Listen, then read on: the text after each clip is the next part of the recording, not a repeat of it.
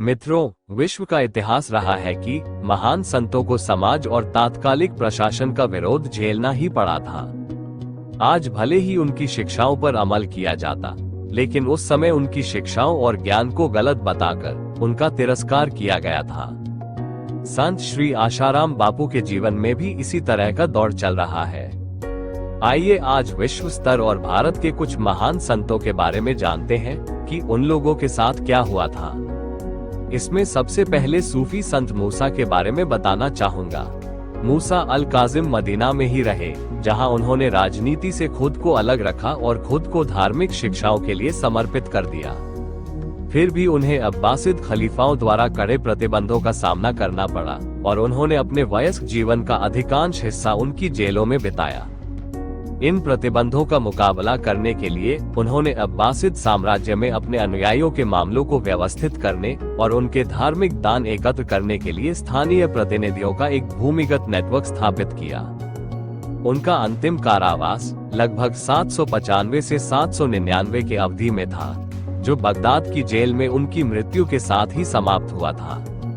मोहम्मद अल जवाद का दरगाह बगदाद के काजीमान में 12 मुसलमानों के लिए एक लोकप्रिय तीर्थ स्थल है।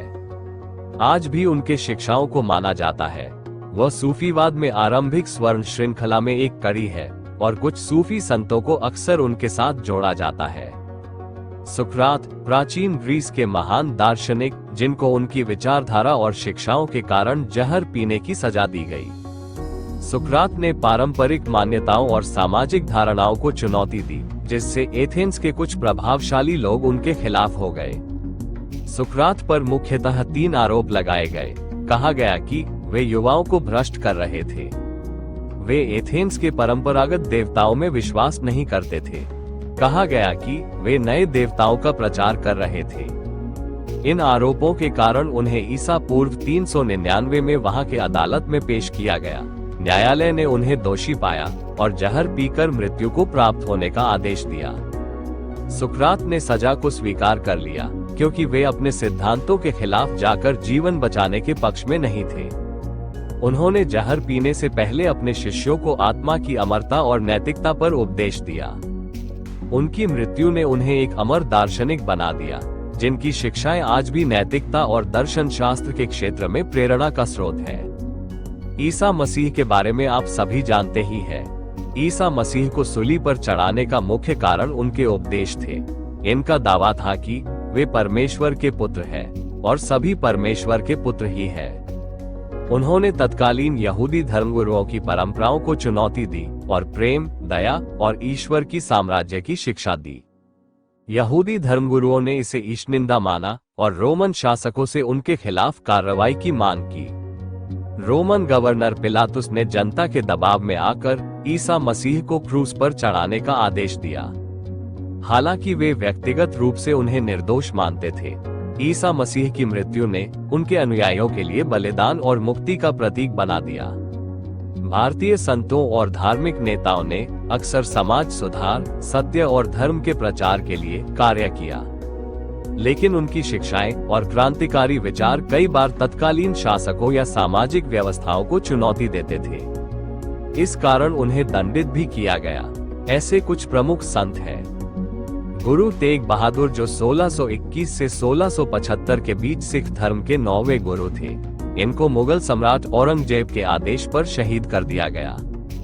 उन्होंने हिंदू धर्म और धार्मिक स्वतंत्रता की रक्षा के लिए अपना बलिदान दिया। उनकी नृशंस हत्या का उद्देश्य उनकी शिक्षाओं और विरोध को दबाना था। गुरु अर्जुन देव 1563 से 1606 के बीच सिखों के 5वें गुरु को मुगल सम्राट जहांगीर के शासन में धार्मिक असहिष्णुता के कारण अमानवीय यातनाएं दी गई और शहीद कर दिया गया।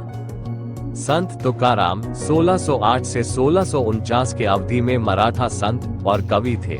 तुकाराम को उनके भक्ति आंदोलन के कारण सामाजिक उत्पीड़न झेलना पड़ा।